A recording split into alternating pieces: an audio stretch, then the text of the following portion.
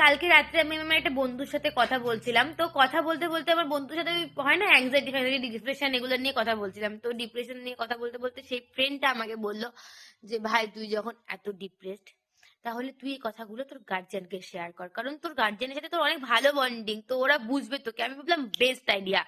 তো আমি সাথে সাথে আমার মাকে একটু পরে বললাম যে মা, আমার না ডিপ্রেশন ফিল হচ্ছে, আমি না ডিপ্রেশনে চলে যাচ্ছি আস্তে আস্তে, কেন যেন আমার অ্যাংজাইটি হয় রাত্রি করে, এগুলো বললাম। তো আমার মা সাথে সাথে আমাকে বসালো, বসে নিয়ে ইউটিউবে কি সব করলো, পরে বুঝলাম মা টোটকা দেখছে।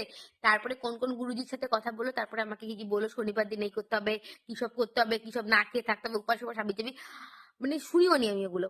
তারপরে আমি ভাবলাম যে মার সাথে বলে এগুলো লাভ নেই, তো আমি আমার বাবার কাছে গেলাম যে বাবা আমি না ডিপ্রেশনে গেছে। বাবা কে আমি এই কথাগুলো অফিস থেকে আসার পরে বলেছি, তো আমি ওই রাত্রিবেলায় ধরো 10টা 11টার দিকে বলেছি।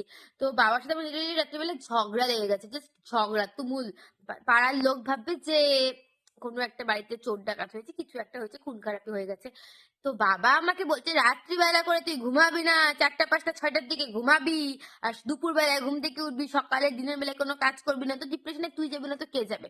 মানে আমাকে জাস্ট এইভাবে করে বললো না, নিজেকে একটা কেমন ফিল হচ্ছিল,